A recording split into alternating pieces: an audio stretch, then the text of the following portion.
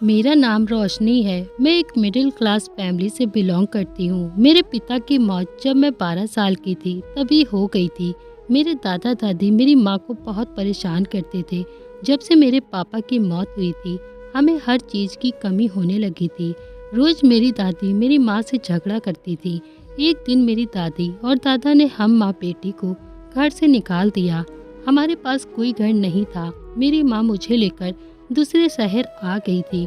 वो मुझे लेकर एक बड़े से घर में ले गई और मैंने माँ से पूछा, माँ यह घर किसका है? माँ ने कहा, मैंने यह घर किराए पर लिया है। अब हम लोग इसी घर में रहेंगे और मैं तुम्हारा शहर में सबसे बड़े स्कूल में एडमिशन करवा दूंगी। मेरा सपना है तुझे डॉक्टर बनाना। तुझे मेरे सपने को ज़रूर पूरा करना है। माँ की बात सुनकर मैं बहुत खुश हुई थी। मैंने माँ से कहा, जी हाँ माँ, मैं आपका सपना ज़रूर पूरा करूँगी। माँ ने मुझे खूब प्यार किया और मेरे दादा दादी के घर में तो पढ़ाई को ज़्यादा अहमियत नहीं दी जाती थी। मैं यहाँ पे अच्छे से पढ़ाई भी कर लूँगी। आसपास का माहौल भी काफ़ी अच्छा था। गलियाँ बहुत चौड़ी थी और मैंने पहली बार उस गांव के अलावा शहर का माहौल देखा था। मुझे तो यह सब कुछ बहुत नया और अनोखा लग रहा था। हमें यहाँ आए हुए 4 दिन गुजर चुके थे। अचानक किसी की हमारे दरवाजे पर दस्तक हुई। मैंने जाकर दरवाज़ा खोला तो देखा कोई 2 आदमी खड़े थे। मैंने माँ को अंदर जाकर बताया कि बाहर कोई 2 आदमी आए हैं। उन्होंने मुझसे कहा कि तुमसे किसने कहा था कि तुम जाकर दरवाज़ा खोलो। आइंदा कोई भी आए तो तुम्हें आकर फ़ौरन मुझे बताना है। उन्होंने मुझसे कहा, अब जल्दी से जाओ और कहीं जाकर छुप जाओ। किसी के भी सामने आने की कोई ज़रूरत नहीं है। मैं अपने कमरे में चली गई। माँ ने बताया कि वह मकान मालिक थे, किराया लेने के लिए आया था। माँ ने जाकर उसे पैसे दिए और दरवाज़ा बंद करके अंदर आ गई। मैंने माँ से पूछा, क्या हुआ है माँ? कौन आया था? क्या बोल रहा था? मगर उन्होंने बात घुमा दी और कहने लगी, तुम इतना परेशान मत हुआ करो। मैं तुम्हारा एडमिशन एक अच्छे स्कूल में करवाना चाहती हूँ। तुम मुझे बताओ कि तुम कौन से कॉलेज में पढ़ना चाहती हो? माँ ने मेरे पास आते हुए कहा। माँ मुझे बहुत प्यार करती थी। कुछ ही दिनों बाद मेरा एडमिशन हो गया और मैंने स्कूल जाना शुरू कर दिया। जिस स्कूल में मेरा एडमिशन हुआ था वह स्कूल तो काफ़ी अच्छा था, लेकिन बहुत महंगा भी था। मैंने माँ से कहा, माँ यह स्कूल गांव के मुकाबले बहुत महंगा लग रहा है। मैंने माँ को यह बात बताई तो वे सोचने लगी और कहने लगी, रोशनी तुम्हें फिक्र करने की कोई ज़रूरत नहीं है। मैं तुम्हारी माँ नहीं बाप भी हूँ। आगे से तुम ऐसी बात सोचना भी मत। जितना भी खर्च हो बस तुम अपनी पढ़ाई दिल से करो। माँ की यह बात कहकर मुझे बहुत तसल्ली दिया करती थी, लेकिन मैं कुछ दिनों से नोटिस कर रही थी कि घर में नए नए तरीके की चीज़ें मौजूद होने लगी थी जो हम अपने पैसों से तो कभी खरीद ही नहीं सकते थे। एक दिन हमारे घर में अजीब सी बात हुई।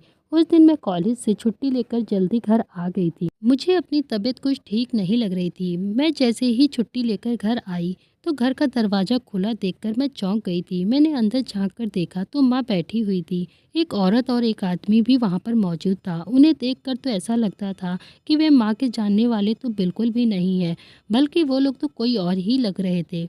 माँ ने मुझे पहले ही समझा के रखा था कि घर में कोई भी आए तुम्हें उनके सामने नहीं आना है, तो इसीलिए मैं घर के बाहर ही उन लोगों के जाने का इंतज़ार करने लगी, जबकि वह लोग घर के आंगन में बैठे हुए थे। काफ़ी देर तक इसी तरह खड़े खड़े मेरी टांगों में दर्द शुरू हो गया था, लेकिन माँ ने तो मुझे बहुत सख्ती से मना किया था कि कभी भी मैं किसी के सामने नहीं आऊँगी। अगर मैंने इस तरह की कोई भी गलती की तो हमारा यहाँ पर रहना मुश्किल हो जाएगा। तो उन लोगों के जाने के बाद मैं घर के अंदर गई। मैंने माँ को सारी बात बता दी। माँ ने मुझे अपने गले से लगाते हुए कहा, अरे बेटी, तुम हर बात को अपने सर पर सवार मत किया करो। वो इस मकान में रहने के लिए ही बात करने आए थे। मैंने कहा, क्या बात करने आए थे माँ? ये लोग, माँ ने बताया कि यह लोग हमारे साथ इसी घर में रहेंगे। मैंने अपनी माँ को यह बात कह दी थी। ठीक है माँ, ये लोग यहाँ रहेंगे तो अच्छा लगेगा, लेकिन मेरी बात सुनकर माँ बहुत परेशान हो गई, फिर खामोश हो गई। 2-3 दिन तक माँ बहुत परेशान रही। माँ मुझे कहने लगी कि रोशनी, तुम कभी मुझसे नफरत तो नहीं करोगी? मैं उनकी इस बात से बहुत हैरान हो गई।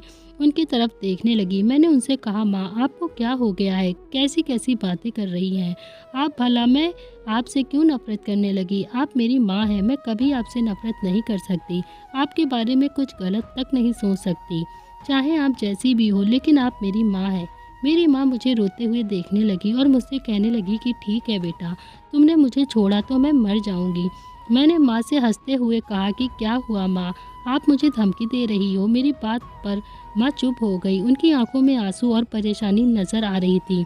मुझे बता नहीं पा रही थी। उन्होंने मुझसे कहा कि रोशनी, मैं घर के पीछे पर्दा लगाना चाहती हूँ, क्योंकि जो हमारे घर में रहने आ रहे हैं, हमें उन लोगों को इस घर में जगह देना बहुत ज़रूरी है।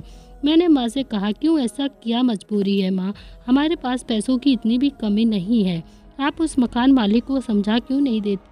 माँ ने मुझसे कहा कि बेटी, तुम्हारी बात तो ठीक है, लेकिन फिर भी हमें उन लोगों को इस घर में जगह देनी होगी। मकान मालिक मेरी बात सुनने को तैयार नहीं है। अब मैं माँ से क्या जिद कर सकती थी। उस मकान मालिक के हाथ मजबूर थे। कुछ दिनों से ही मैं एक बात नोटिस कर रही थी कि हमारे घर में काफ़ी अच्छी तरह तरह के पकवान बन रहे थे।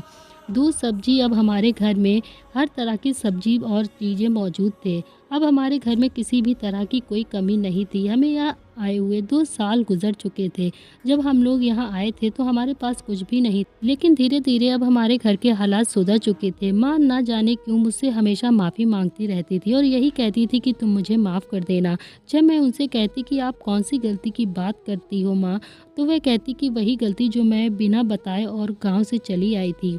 इसीलिए मुझे ऐसा लगता था कि माँ मुझसे ज़रूर झूठ बोलती है। मुझे तो कुछ समझ नहीं आता था, बल्कि घर का माहौल भी कुछ अजीब सा होने लगा था। घर में नई नई चीज़ों का होना। मैंने माँ से कहा, माँ, हम इतने वक्त से इस मकान में रह रहे हैं, फिर भी उस मकान मालिक ने हमारी बात क्यों नहीं मानी। माँ ने नज़रें झुका ली और हल्की आवाज़ में कहने लगी, हाँ, पता नहीं लोग हमें क्या समझते हैं। कुछ लोगों को लगता है कि हम यहाँ रहने के काबिल नहीं हैं। मकान मालिक कहता है कि तुम लोग या तो मकान छोड़कर चली जाओ, या तो फिर अपने साथ किसी और को भी रखो, वरना मैं तुम लोगों को इस घर से निकाल दूंगा। यह बात सुनकर तो अब मुझे माँ पर ही शक होने लगा था, क्योंकि आज तक मकान मालिक हमारे घर पर नहीं आया था और ना ही उसने कभी हमसे किराया मांगा था। माँ हर महीने उसके घर जाकर किराया देकर आती थी। माँ मुझसे बोली, बस रोशनी, अगर हम लोग यहाँ पर कुछ साल और रह रहे तो हमारे पास इतना सारा पैसा इकट्ठा हो जाएगा, उसके बाद हम घर भी खरीद लेंगे। मैंने माँ से कहा, इस घर में ऐसा क्या है माँ, हमारे पास पैसा इकट्ठा हो जाएगा। मेरी बात सुनकर माँ घबरा गई, जैसे उनके मुंह से यह बात गलती से निकल गई हो। उन्होंने मुझसे कहा कि कुछ नहीं बेटी, तुम अपनी पढ़ाई पर ध्यान दो। माँ यह बात कहकर चली तो गई, लेकिन मुझे अजीब सा महसूस होने लगा था। मैं अपनी पढ़ाई पर ज़्यादा ध्यान देने लगी थी, मगर माँ का व्यवहार बहुत बदला हुआ था और लग रहा था। माँ रात के 9 बजे ही मेरे कमरे में आ गई थी। उन्होंने मुझसे कहा कि रोशनी, कमरे की लाइट बंद कर दो, अब हमें सो जाना चाहिए। मैं माँ से कहने लगी, माँ, आप तो रोज़ 11:30 तक सोती हो ना। माँ ने मुझसे कहा कि हाँ, मगर मुझे आज जल्दी नींद आ रही है। माँ ने लाइट बंद कर दी। माँ ने मुझसे कमरे की लाइट बंद करवा दी थी, लेकिन माँ तो रात में उठकर कुछ कर रही। कमरे में अजीब सी खटपट की आवाज़ आ रही थी, जैसे कोई इधर से उधर कोई चीज़ रख रहा हो। मैंने माँ से पूछा, माँ, यह कैसी आवाज़ है। वो मुझे डांटने लगी और कहने लगी, काम से काम रखो, तुम्हें क्या परेशानी है, मैं कुछ भी करूँ। मैं डर के मारे खामोश हो गई। थोड़ी देर के बाद मुझे अपने बेड के नीचे अंधेरे में ही बेड के नीचे गीला गीला लग रहा था। मैंने हाथ लगाया तो मुझे ऐसा महसूस हुआ था कि बेड के नीचे कोई ठंडी ठंडी चीज़ है। मैंने हाथ लगाकर इस चीज़ को और ज़्यादा महसूस करने की कोशिश की, लेकिन माँ ने मुझे डांट दिया और कहने लगी कि क्या कर रही हो, इतनी रात हो चुकी है, आराम से नहीं सो सकती हो क्या। मुझे समझ नहीं आया था कि माँ को आखिर कैसे पता चला था कि मैं अपना हाथ नीचे रख रही थी। मैं हैरान रह गई थी, लेकिन फिर भी मैं सो गई। लेकिन 2 दिन के बाद जब माँ नहाने गई, उनके बाथरूम में जाते ही मैंने कमरे की लाइट जला दी और पूरे कमरे की तलाशी लेने लगी, लेकिन कमरे में ऐसा कुछ भी नहीं था जिससे मुझे शक होता। लेकिन फिर मुझे याद आया कि बेड के नीचे ठंडी ठंडी चीज़ होती है। फिर मैंने अपने बेड के नीचे चेक किया। मैंने देखा कि बेड के नीचे बड़ा सा बैग रखा हुआ था। उसको खोलना शुरू कर दिया। मैंने एक पैक को खोला तो उसमें छोटे छोटे पैक रखे हुए थे। देखा कि उसके अंदर कोई सफ़ेद सफ़ेद सा पाउडर था, जिसको देखकर मैं सोचने लगी उस पैकेट में क्या था। मैं नहीं जानती थी कि मैंने जाकर वह पैकेट अपने टीचर को दिखा दिया।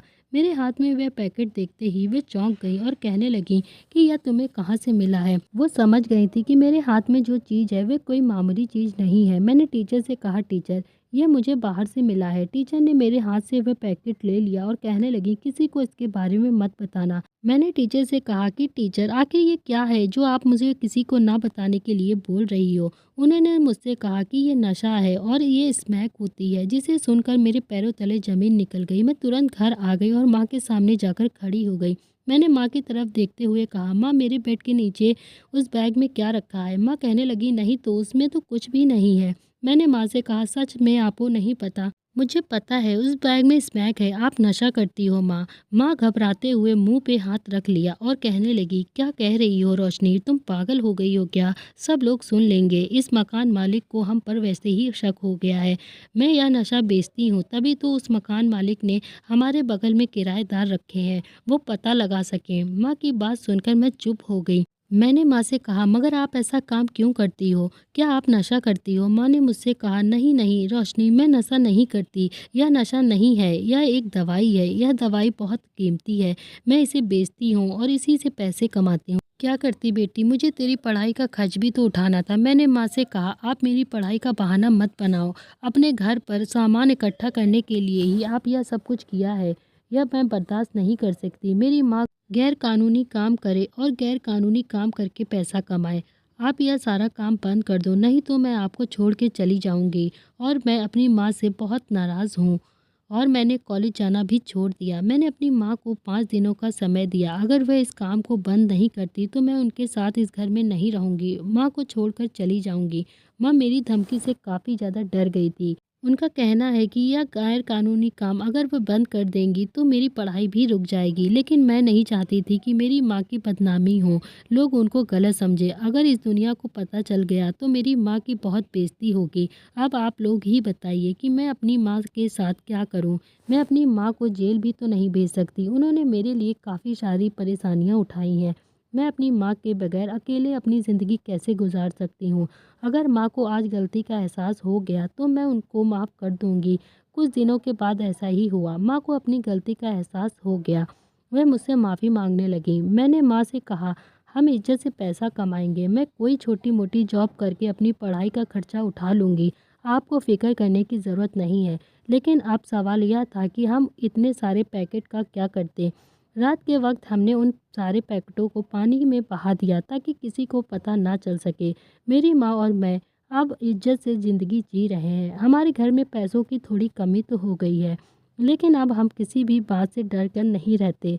मेरी माँ भी अब बेफ़िक्र हो गई है। मैं भी कुछ समय के बाद डॉक्टर बन के घर के हालात संभाल लूँगी।